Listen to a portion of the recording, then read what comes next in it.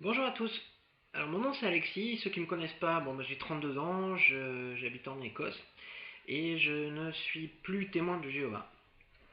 Alors, avant d'arrêter tout de suite cette vidéo, sachez que pour moi le mémorial c'est resté quelque chose de très important à mes yeux et c'est pour ça que je fais cette vidéo, puisque comme vous le savez, dans quelques semaines c'est le mémorial 2014 pour tous les témoins de Jéhovah du monde entier et je voulais simplement aborder quelques questions importantes, d'accord? Et principalement, une question de deux groupes. Et vous allez voir de quoi je parle. Mais avant de commencer, j'aimerais qu'on prenne ensemble Jean chapitre 6, verset 54. Alors j'utilise toujours la traduction du Monde Nouveau dans cette vidéo, d'accord? Et je vous invite à la prendre avec vous, et à suivre avec moi les versets que je vais lire. Donc Jean chapitre 6, verset 54. Celui qui se nourrit de ma chair et qui boit mon sang a la vie éternelle, et je le ressusciterai au dernier jour. Ce verset-là résume en gros le mémorial. D'accord? Il résume ce que ça veut dire que de participer au mémorial. Mais comme vous le savez, chez les témoins de Jéhovah, il y a deux groupes distincts. Et vous avez un groupe qui sont les ouins, ceux qui sont nés de l'esprit, et qui vont participer au mémorial, qui vont prendre les emblèmes, que sont le pain et le vin. Et puis vous avez un autre groupe, qui sont la grande foule, qui eux ne prennent pas les emblèmes. Euh, Je ne vais pas m'attarder sur ce verset-là, mais gardez-le en tête pendant cette vidéo, parce qu'on y revient à la fin de la vidéo. Alors, maintenant, ce que j'aimerais aborder, c'est justement l'histoire de ces deux groupes. D'accord? D'où ça vient, cette question des deux groupes, vous le savez comme moi, c'est principalement de Jean chapitre 10. Jean chapitre 10 et au verset 16. Alors ça aussi, j'aimerais qu'on le lise ensemble.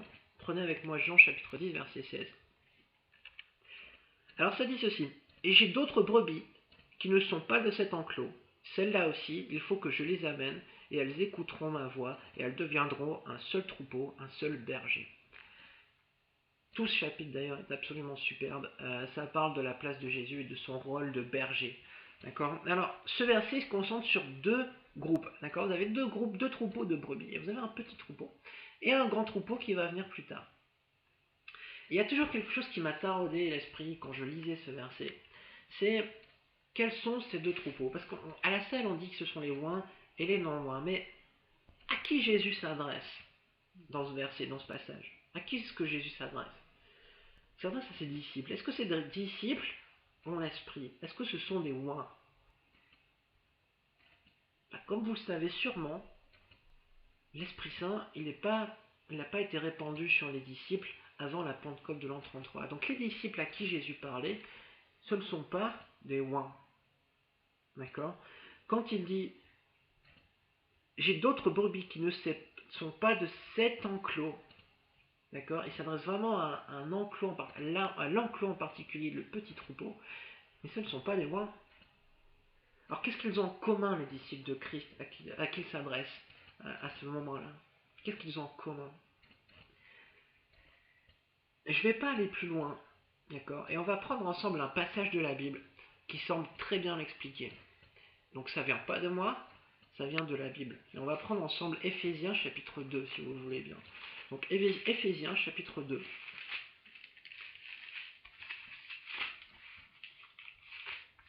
Éphésiens, c'est du direct live, hein, presque. Pourquoi je prends un peu de temps pour trouver mes versets. Donc Éphésiens chapitre 2. Et alors un peu de contexte, Paul s'adresse à qui dans Éphésiens? Il s'adresse à des gentils, à des gens qui ne font pas partie de la nation juive. Ce ne sont pas des juifs. Okay. C'est exactement ce qu'il raconte dans ces versets. À partir du verset 11, donc il dit c'est pourquoi rappelez-vous toujours qu'autrefois vous étiez des gens, des nations, quant à la chair. Vous étiez appelés incirconcision par ce qui est appelé circoncision faite dans la chair par des mains. Que vous étiez à cette même époque sans Christ, éloignés de l'État d'Israël et étrangers aux alliances de la promesse, parce que vous n'aviez pas d'espérance et étiez sans Dieu dans le monde. Paul il est en train de dire que les gentils n'avaient pas d'espérance. D'accord? Donc, ce qu'il est en train de montrer, c'est qu'il y avait un groupe qui était les Juifs, qui eux avaient l'espérance, qui avaient Dieu, le Dieu d'Israël. Et vous aviez les nations qui n'avaient pas de Dieu, qui n'avaient pas le Dieu d'Israël, qui n'avaient pas la promesse qui avait été faite à Abraham. Elle ne concernait pas les gentils. Et regardez un peu ce qui se passe par la suite. Mais maintenant, en union avec Christ Jésus, vous qui autrefois étiez loin, vous êtes devenus proches de Christ par... Pardon, j'ai perdu le verset. Vous êtes devenus proches par le sang du Christ. Car il est notre paix. Lui, alors notez bien ce qui suit, qui des deux groupes en a fait un seul et a détruit le mur intermédiaire qui les séparait. Par le moyen de sa chair, il a aboli l'inimitié, la loi des commandements consistant en décrets pour qu'il puisse créer en union avec lui les deux peuples en un seul homme nouveau et faire la paix. Pour qu'il puisse réconcilier pleinement les deux peuples en un seul corps pour Dieu, grâce au poteau de supplice, parce qu'il avait tué l'inimitié par le moyen de sa personne. Vous avez noté deux groupes qui ne deviennent qu'un par Christ. Si on met ça en parallèle avec Jean chapitre 10, ça explique beaucoup de choses. Deux groupes qui sont réunis sous un seul berger, Christ. Quelle conclusion on peut tirer de ces passages d'après vous? Qui sont les deux groupes? À qui Jésus s'adressait-il? Est-ce qu'il ne s'adressait pas à des juifs? Est-ce que le grand troupeau dont il parlait, qui devait se rassembler aux petits pour devenir qu'un seul troupeau, n'était pas les gens des nations, les gentils, les non-juifs? C'est en tout cas ce qu'on comprend de ces passages, d'accord? C'est pas moi qui l'invente, c'est là, Éphésiens 2. Okay, un seul berger. Alors qu'est-ce que ça veut dire que ces deux groupes sont un seul berger? Ça veut dire quoi pour les individus qui font partie de ce groupe qui est maintenant réuni? Regardez un petit peu plus loin en Éphésiens chapitre 4. Éphésiens chapitre 4. Et c'est dans les premiers versets, verset 4. Il est dit ceci: il y a un seul corps et un seul esprit, comme aussi vous avez été appelés dans une seule espérance à laquelle vous avez été appelés, un seul Seigneur, une seule foi, un seul baptême, un seul Dieu et Père de tous, qui est au-dessus de tous, par tous et en tous.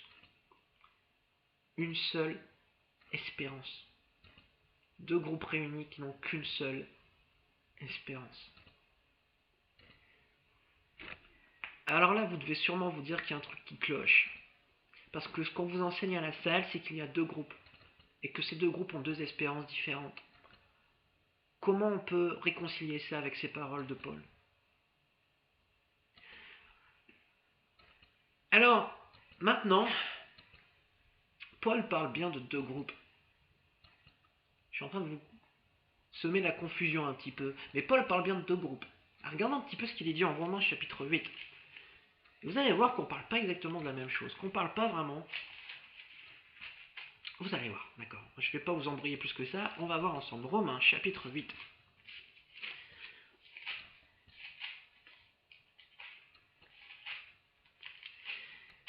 Et je vais peut-être vous étonner, mais je crois que la société a raison sur un point. Qu'il y a bien deux groupes. En particulier à partir du verset 9, mais je vous conseille vraiment de le lire en entier, ce passage, d'accord? Verset 9. Cependant, vous vivez non pas selon la chair, mais selon l'esprit, si vraiment l'esprit de Dieu habite en vous. Mais si quelqu'un n'a pas l'esprit de Christ, celui-là ne lui appartient pas. Mais si Christ est en union avec vous, le corps est bien mort à cause du péché, mais l'esprit est vie à cause de la justice. Si donc l'esprit de celui qui a relevé Jésus d'entre les morts habite en vous, celui qui a relevé Christ Jésus d'entre les morts rendra aussi la vie à vos corps mortels grâce à son esprit qui réside en vous. Ce passage il est hyper important. Parce que je ne sais pas si vous avez noté, mais il y a bien deux groupes. Il y a un groupe, et c'est sur celui-là que se concentre en particulier Paul dans ces passages, c'est le groupe qui est de l'esprit. Un groupe chez qui Dieu habite. Dieu habite en vous, il est dit dans ce passage. Ils sont en union avec Christ. Et parce qu'ils sont en union avec Christ, ils ont pleinement part à l'espérance de la vie éternelle, à la vie éternelle. Pourquoi? Parce que Paul explique qu'ils prennent part à la mort de Christ, leur chair meurt avec Christ, et ils sont renouvelés de l'esprit. Et par conséquent, ils ont part à la vie. Donc il y a bien les deux groupes.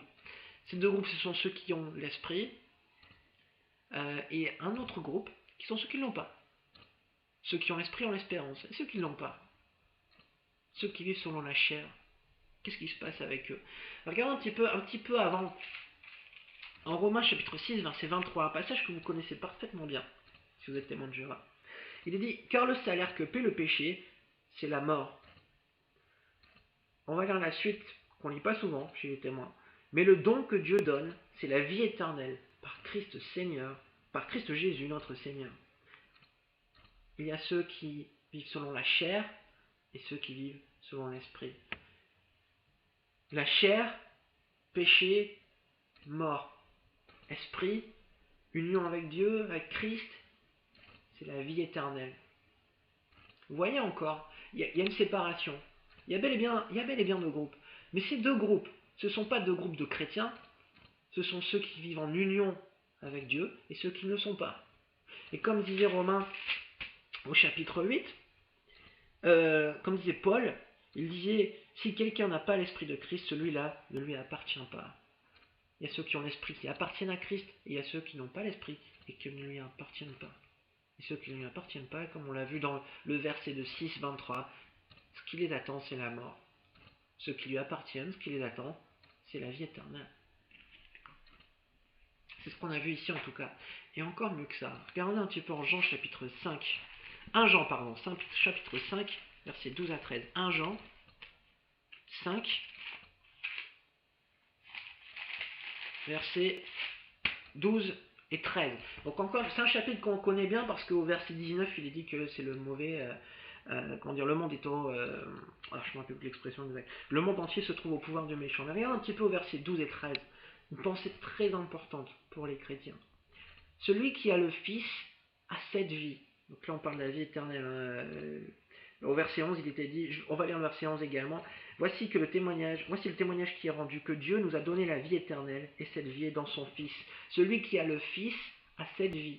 Celui qui n'a pas le Fils de Dieu n'a pas cette vie. Ça rejoint ce qu'on a vu en Romains chapitre 8.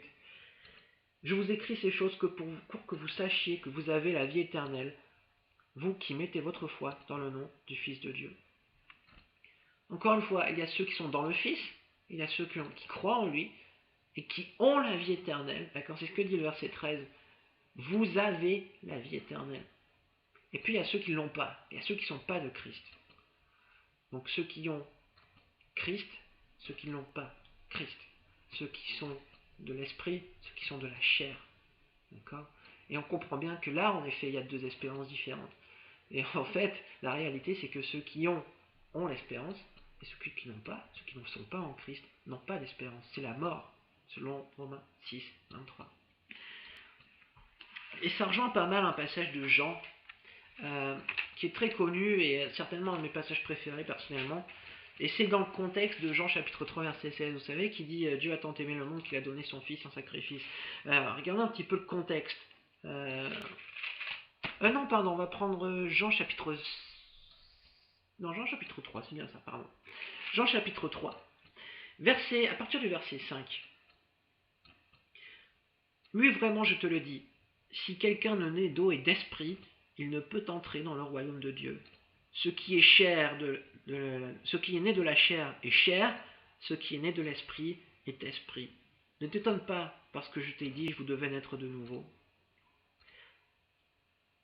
Encore une fois, chair, esprit, esprit, chair, esprit, vie. Chair n'a pas part au royaume de Dieu, n'a pas part à la promesse, n'a pas part à la vie éternelle. Vous devez naître de nouveau.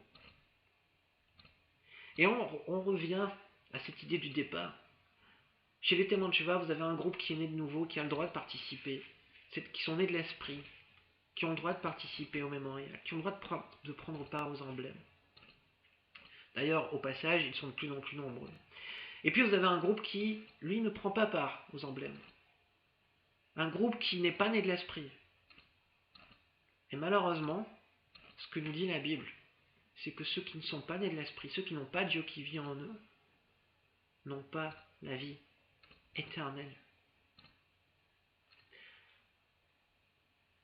Je ne vais pas rentrer dans les opinions, et je ne vais pas vous dire ce que moi je pense des témoins de Jéhovah qui ne sont pas nés de l'Esprit, parce que je ne crois pas que ce soit vrai. Je ne crois pas que les témoins de Jéhovah qui font partie de cette grande foule ne soient pas nés de l'Esprit. Mais ça, c'est autre chose. Je sais qu'il y a de nombreux chrétiens qui ne seront pas d'accord avec moi. C'est comme ça que je vois les choses. Mais en tout cas, vous voyez, on comprend peut-être mieux maintenant ce que dit Jésus en Jean chapitre 6, verset 54. Et on va le relire ensemble si vous voulez bien. Celui qui se nourrit de ma chair et qui boit mon sang a la vie éternelle. Je le ressusciterai au dernier jour. Quand on prend part aux emblèmes, ok, c'est un symbole. C'est un symbole. Okay. Mais ça symbolise quelque chose de très important. C'est la communion avec Christ. L'union avec Christ. Et l'union avec Christ, c'est avoir part à la promesse qui a été faite dès le départ, qui a été faite aussi à Abraham. D'accord. Ceux qui ne prennent pas du sang et du corps de Christ n'ont pas part à la promesse. Ceux qui ne sont pas morts avec Christ, ceux dont la chair n'est pas morte avec Christ, n'ont pas part à la promesse et n'ont pas part au royaume de Dieu. Vous voyez, c'est des passages qui sont importants. C'est des passages qui sont importants et qu'il faut considérer maintenant, surtout qu'on approche maintenant du mémorial 2014. Je suis conscient que c'est choquant. Okay, je suis parfaitement conscient que c'est choquant ce que je viens de vous lire, ce que je viens de vous expliquer. Que c'est en désaccord avec ce qu'enseigne l'organisation des témoins de Jéhovah. Personnellement, quand j'étais témoin de Jéhovah, je me rendais compte de choses qui clochaient, ça me mettait très mal à l'aise. Et en général, j'essayais de ne pas y penser. Est-ce que c'est une bonne attitude à avoir? Est-ce que la bonne attitude, c'est pas simplement d'affronter la réalité et de prendre la parole de Dieu comme elle est? Je sais que c'est pas facile, d'accord? Je sais que c'est pas évident. Mais c'est quelque chose à laquelle vous devriez réfléchir, surtout à l'approche du mémorial. Qu'est-ce que vous allez faire quand cette coupe et quand ce pain vont passer devant vous? Est-ce que vous allez laisser passer comme si de rien n'était? Comme si vous n'aviez pas part à l'esprit? Ou est-ce que vous croyez avoir part à l'esprit et donc à la vie éternelle et que vous allez prendre de ces emblèmes? Est-ce que vous voulez être en union avec Christ? Est-ce que vous avez l'esprit de Christ? Je suis certain que la grande majorité d'entre vous me répondrait oui. J'ai l'esprit de Christ. Mon médiateur, c'est Christ. Je suis certain. Alors maintenant, vous savez ce que vous avez à faire et vous avez un choix devant vous à l'approche du mémorial. Voilà, je vous remercie d'avoir écouté cette vidéo. Si vous avez des questions, n'hésitez pas à me laisser des commentaires ci-dessous, à me contacter par email à le nom de ma chaîne @gmail.com. Et puis, je vous souhaite un très bon mémorial, une très bonne communion avec Jésus, avec les frères de Christ, avec le corps de Christ. Et puis, on se reparle très bientôt.